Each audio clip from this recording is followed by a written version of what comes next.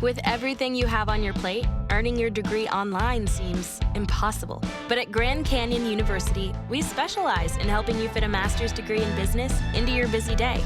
Your graduation team, led by your own GCU counselor, provides you with the personal support you need to succeed. Achieve your goals with a plan and team behind you. Find your purpose at Grand Canyon University.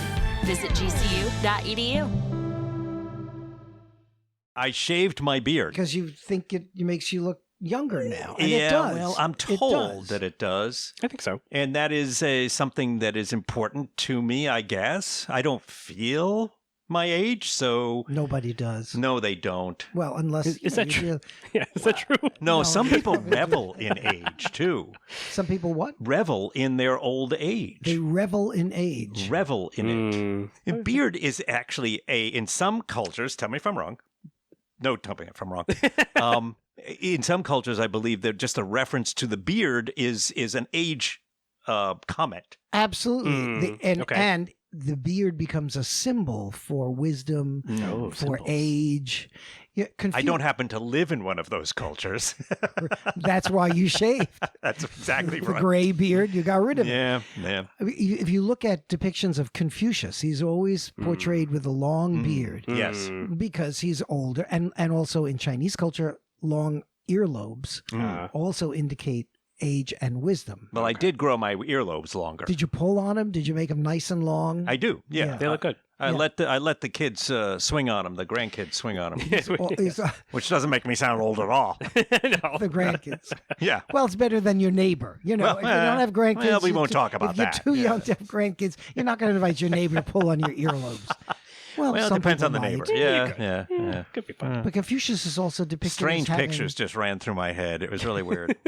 Sorry. Go ahead. No, it's okay. Can we go back to Confucius again? Well, the beard, the long earlobes, and long fingernails. Okay. Oh, right. Okay. Yep. Because that way it indicates that he was not only old and wise, but he was well-to-do and of a certain class because he never had to do manual labor because you can't do manual labor. With long fingernails. Sure. Okay. Huh. Or play the piano. Yeah. That too. Yeah. It become difficult. Yeah.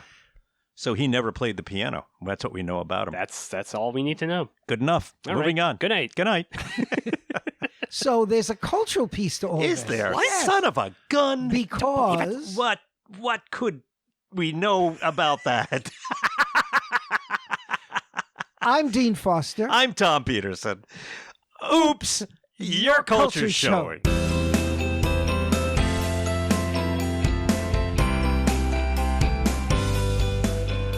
And we also have Torin in the studio with us. We do again. My God, he's wearing out his welcome. I'm sorry. Hello. Yeah. Now, Hello.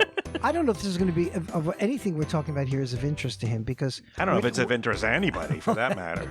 because we're talking about the whole issue of age and getting older, and Torin doesn't understand that. I'm a youngin'. That's right. He's just a kid. Just a kid.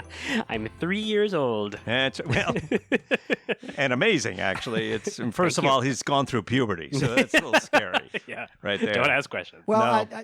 I think there is there's statistics that puberty is happening at a younger age. That's good. Good point. Yes. Good point. Yes. Yeah. Well, we'll talk about younger ages in a future podcast. Yes, let's do that. But today we're going to talk a little bit about the elderly, which I think is just kind of a horrible word. Elders seems a little more respectful. Yeah, exactly. yeah. So why do we have to qualify elder and elders with elderly? You know, the Lee part makes it, to me, I'm thinking the Lee part also disqualifies the value of the elder. I feel my mind interpret that as almost derogatory. Yeah. There is a derogatory Whereas aspect in to many other cultures, I'm sure that would not be someone's first inclination. Well, that's the cultural piece to this discussion. Oh, we finally got there. Different cultures interpret the value of the elder differently. What do you mean by that? You know, the fact that we say elderly almost says, well, we really can't call you an elder because that's not good. In our culture, to be old is really not good. Yeah, which is, I think it's unfortunate. And so elderly kind of like makes it a little bit okay because you're already going into not okay territory by being of a certain age. So you're elderly and You're like old, but you're really not old. okay. Oh, is that what that means? Okay. You're elder-esque. You are if you if because elder and older. I mean, if you're older, what does that mean? It's a reference to who else we're talking about, right? I mean, if I'm older, am I older than you? But if I'm an elder, what does that make me? If I'm not in the Mormon religion, which is an elder is a different. It's a title. Yeah, it's a. Yeah, see that like we were saying, that seems like It's a like that's title, a important. respectful Yeah. title. Exactly. Someone's prominent as an elder. Like But that's the you've point. matured into Sage. something. You've Yes. just hit it. We don't respect it in this Yeah. culture. Right. Typically. U.S. American culture. That's right. It seems to be Yeah. someone's elderly. It can, sort of almost stand in for maybe feeble. That's right. That's Yeah, right. Something That's along those weak lines. Weak. Yeah. Yeah. and Which is non-productive unfortunate. and fundamentally non-productive. right. Right. Right. Right. It's about. Yeah. In fact, working. worse than non-productive, causing expense, Mhm. Requiring requiring assistance support, Right, a burden. and a burden. Right. Right. Right. Which is unfortunate. And yeah. And you're approaching the ultimate taboo, which is death. Right. No, Right. nobody's supposed to die. And Nobody really does. No one's talking Every about time it does happen, it's a surprise. It Yes. shouldn't have happened, but it did. Right. That's the ultimate taboo in this country. And it's very interesting to talk about why do we not value the elders? And by the way, I want to qualify this. I think every individual listener is going to say, "Oh no, I respect my elders." Right. Sure. So individuals have feelings about this that are contrary to the reality of the society Right. as a whole. Right. The reality of the society as a whole is that elders are disrespected, and I think the defining moment is when you're non-productive. When you're declared non-productive. Yeah, by some measure. Which seems like Okay. it's getting pushed later and later, right?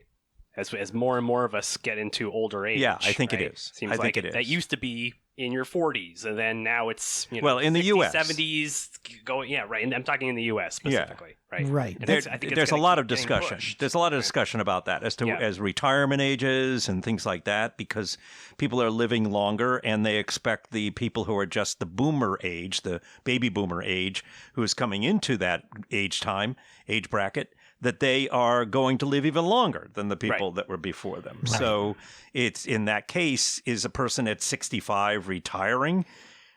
Does that make sense anymore?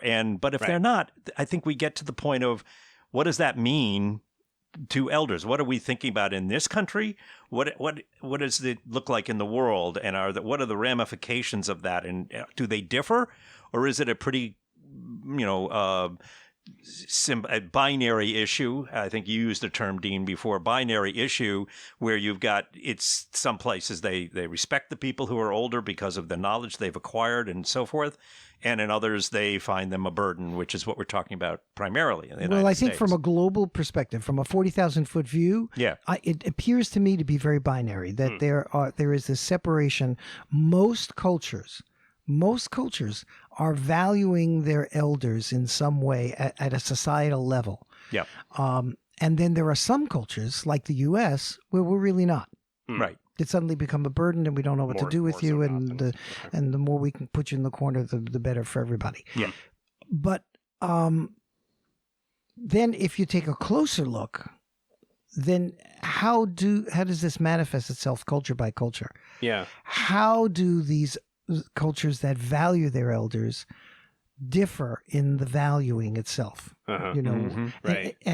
And some of those cultures are they have social systems in place, they have economic systems in place where the elders are supported.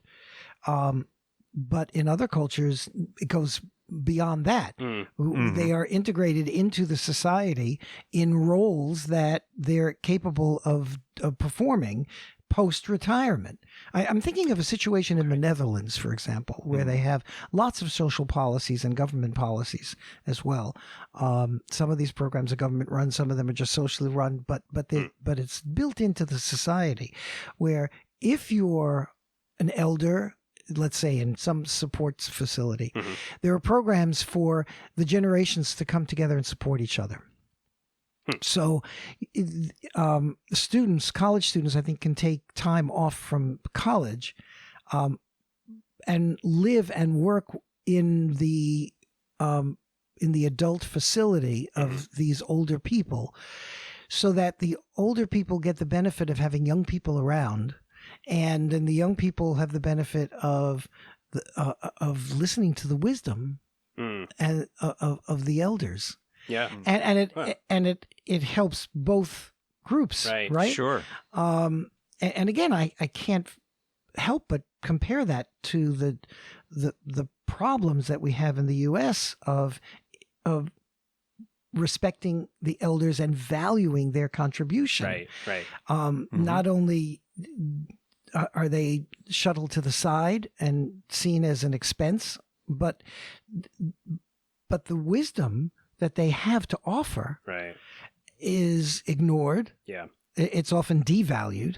Right. And the fact that families desperately need the support of grandparents because both parents are working. Oh, yeah. And so they need help, and yet it doesn't exist. They're not living together as a nuclear unit. It's hard for me even to imagine a type of government program like you're describing in the Netherlands being here in the U.S., which makes me sad.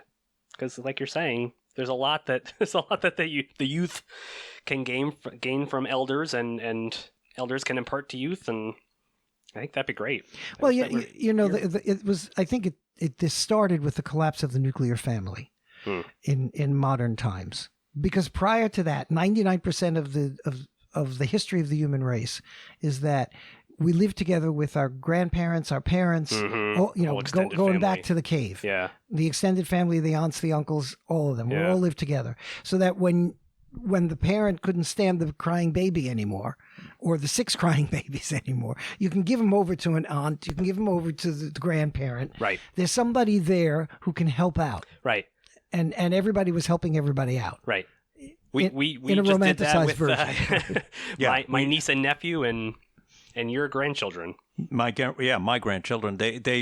We just had them for a few days with us, and their other grandparents had them for the other days. Half the week. So the parents had a week off.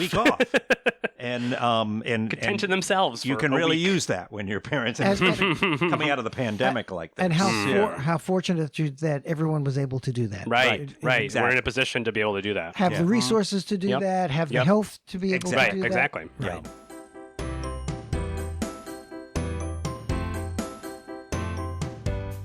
When you start to look at it a little more microscopically, we start to see some situations, and I think one of the areas is there are places that will cultures that will give qualities to a human who has gotten older because they're older, and they don't necessarily deserve it, even though they're older. And or they might, but it's hard to say that in this country because it's so much the opposite here. Yeah. But I'm sure that is part of it too. They certainly acquired knowledge in certain areas can be extremely helpful. Right. And I know that from the years that I've lived, there's certain things that I just lived through and have been exposed to often enough that you absorb that information and you can spit it back out almost like it's not a big deal, but to younger people it is something they had no idea about. Especially at your age, you know quite a bit. All right. See, there it is. I say that with the utmost respect. Oh, yeah. Sure. You mean the utmost I'm sorry, privilege? your microphone just cut out. Oh, no. Yeah. You mean the utmost privilege? Yes, That's right. That too. That's right. I can still whoop you. Well, I think you're raising a really important point, an interesting point too, which is that if we're not valuing wisdom, why are we not valuing wisdom? Now, I think part of the reason is because we become so quantitative in our process of evaluating, Yes. of valuing, sorry. In the U.S.? In the U.S. Yeah. That valuing wisdom is hard to quantify. Yes, it is. Yeah, it is. And so it's much easier just to dispel with the whole need for it. Uh-huh. And if we can quantify it, if there's an algorithm, Or make fun of it. If there's an algorithm for it, okay, Yeah. great. Well, in the United States, there's the term, I'm having a senior moment, which means... Which doesn't mean I'm having a wisdom epiphany. No. No, it means I forgot where I put my coffee cup. That's Right. I'm forgetting things. And it's like That's the only people who do that. But in reality, Right. that there's nothing scientific that backs that up Right. at all. No, I forget stuff all the time. All the time, because and I you never don't pay think, well, it's a attention senior to it. moment. Right. Just think, You don't start forgot paying this. attention to it until you're put into a position where the culture says, now you need to pay Right, attention you're to losing it. your memory. Because you're losing the brain. Except if you go look at some of the most recent neurological studies, you will see that they were wrong most of the time. And they were saying that the brain, once losing certain cells, could never regain them, and so on and so forth. And the brain has gone, nah. And resilient. also is seeing that, does the brain lose the capacity to remember things? And here's an interesting thing that I read not long ago that they were saying about that and about retaining information. And they were saying, yes, it does appear that it is sometimes more difficult to remember certain things in older people than it is in younger or even considerably younger people. And yet when they tried to manage to try to narrow down why that might be, I think the number one reason became because the older person had so many memories that it was sorting through more stuff. That makes sense. And which takes a little bit longer when Exactly. you when More you to open the process. file. And the Right. harder they tried to do it, the harder it was to do. Sure. And I can tell you from some of the things that I've been involved with in coaching others and stuff like that, that if that is exactly how our brains work. If you say, like, try to remember where your glasses are or where your keys are, and the more you try, the less likely you are to even find those things. Well, it's been established that At any age, one by of the way. the one of the definitions of the senior moment is short-term memory goes, but long-term memory is there.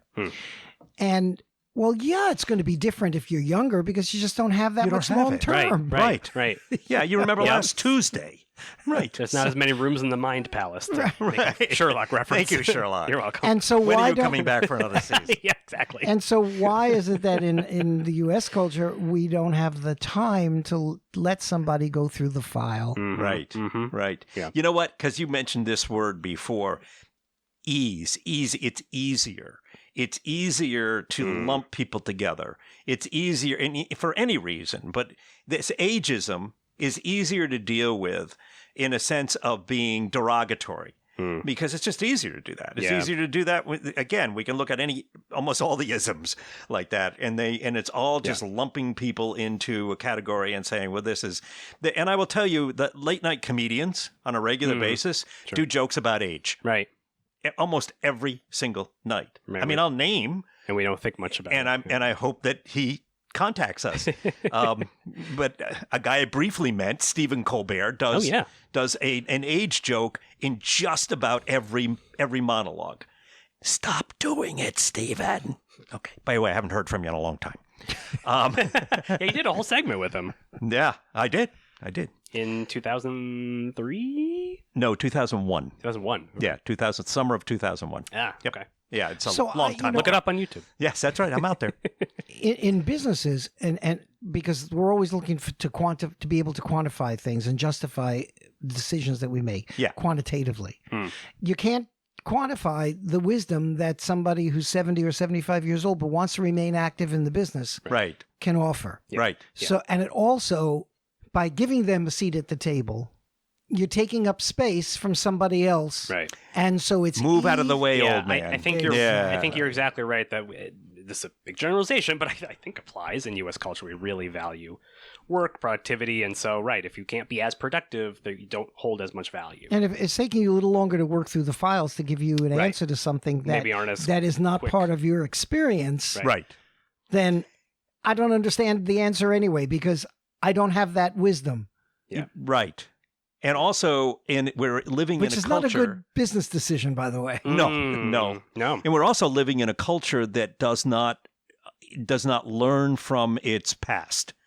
In fact, because you've talked about this many times, Dean, where it's a culture that in the United States that looks forward, looks at the present, looks Right. forward, and that's what it promotes. Right. So someone comes along who has now lived a period of time and can go, wait a minute, We already went through something like this, and we screwed it up then in this manner. So we should be careful of this. Well, what do we do about history? We have a saying in the U.S. It's history. That means forget about it. Right. Yeah. It's expendable. So the old wise person is bringing in history. Yeah. Well, this is what happened when I was don't in a care what similar happened, old situation. man. Exactly. Yeah. So, Dean, you Yeah. mentioned the Netherlands example. Are there other examples you Yeah. know of where a society and maybe even a government, you really see them valuing the elders? Well, as societies, What do you mean by that? current You don't.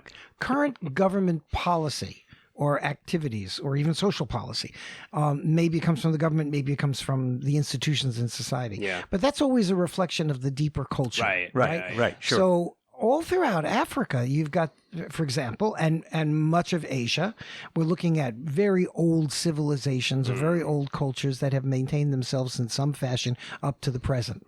You've got these traditions that go back so far that government policy and social policy, even today, has to consider these issues. Yeah. I'm thinking, for example, in many cultures in Africa, the elder has a place in the society, almost independent of the authority, the government authority.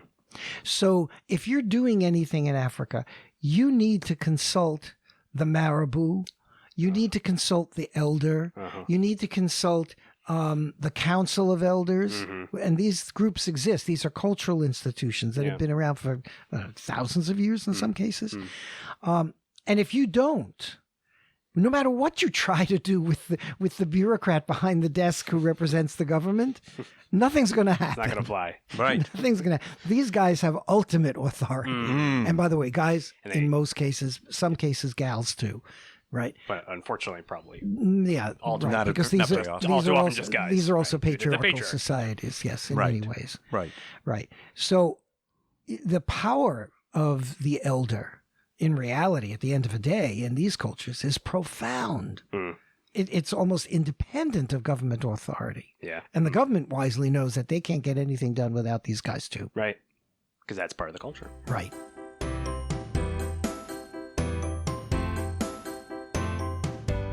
Now, did you encounter any of that, Torin, when you were in Jordan? When you were saying, did you?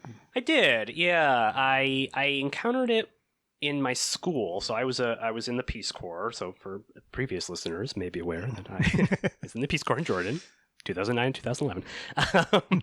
And I taught in the school. I taught English. And so I was amongst the other teachers and, was getting to know them more and more in the first few months that I was there. But when I initially got to my village and was working in my school, I noticed that the school day technically went till about 2:30 in the afternoon, but there were 5 prayers in the day, Islamic country mostly.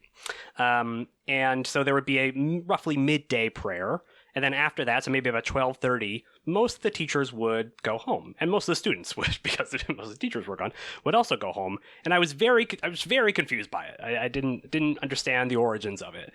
And finally, I came to realize from getting to know the teachers more and more that the vast majority of the teachers were going home to tend to the elders, were going home to tend to their older relatives who needed, medicine or need to be brought from to a certain place or to go get groceries for, and so it was a big priority on tending to the family and especially the older relatives. That took priority. That they needed enough time in the day to be able to sufficiently do that because, as you were talking about, Dean, the extended family oftentimes was all living together. Right. And so there were multiple members of the family who had different roles to take care of one another. And for a period of time, even in modern times, you had the role of government.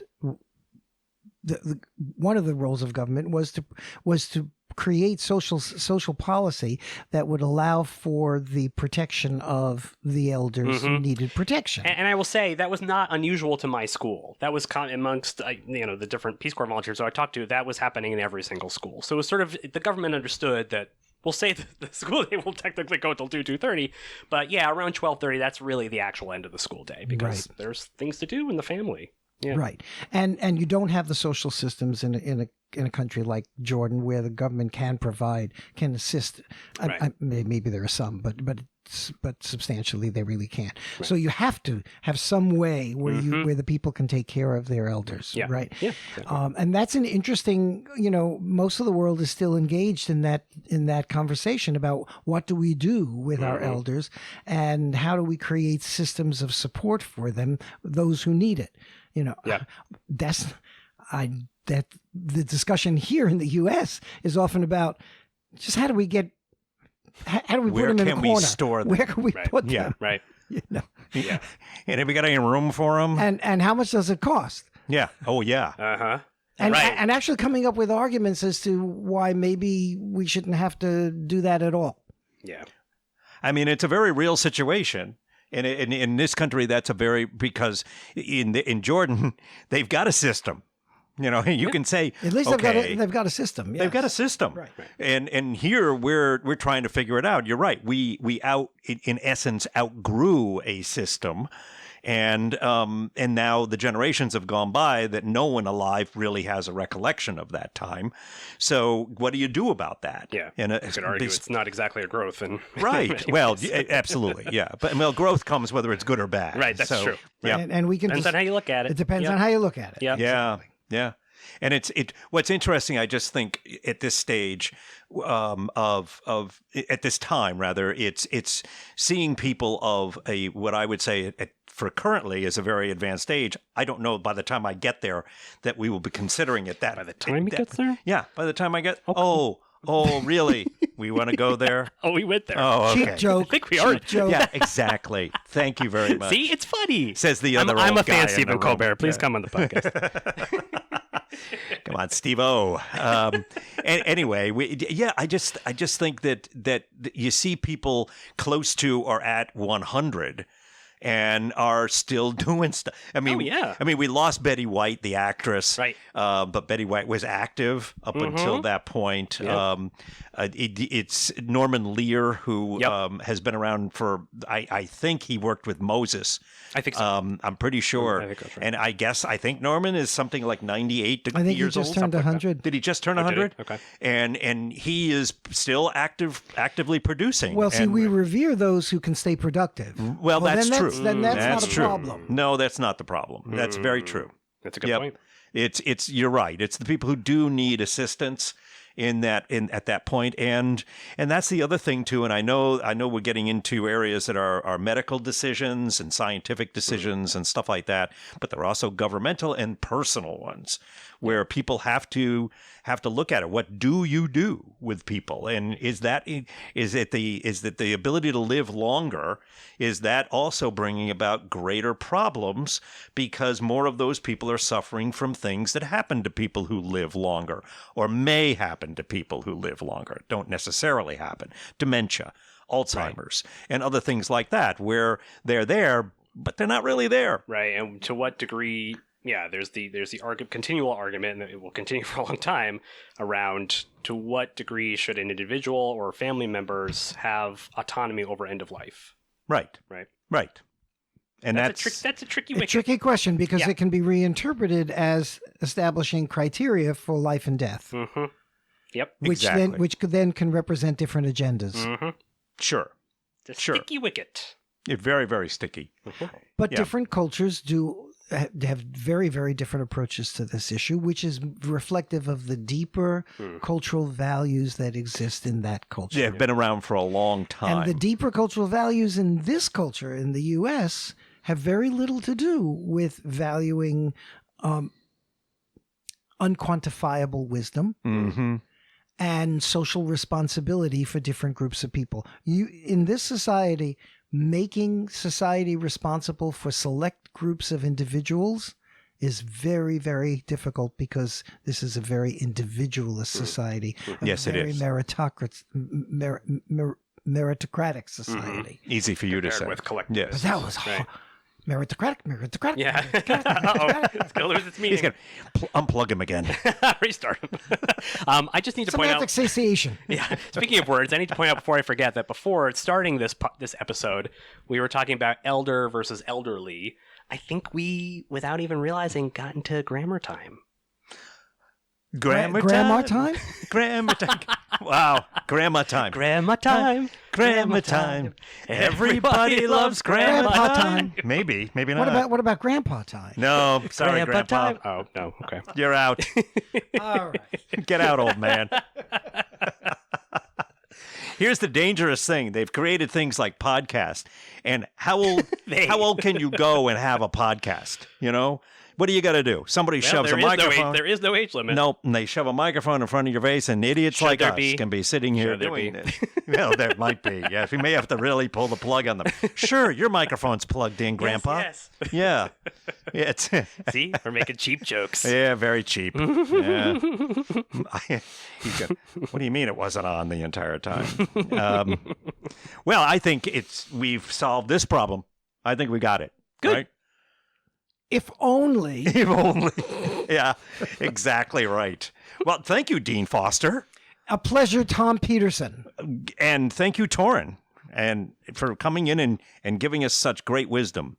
Oh, you're very welcome. Even I'm though glad to you're a hear that. young little whippersnapper who don't know. You don't know anything. I'm a young whippersnapper. That's right. I have a little pinwheel on my hat. You do. And that's really weird. Why you? Something in your throat? Yeah. Oh no. Well, sorry. All right. Do you know why it's different around the world and how they treat people of advanced ages? Because, Oops. your culture's showing. Smell ya.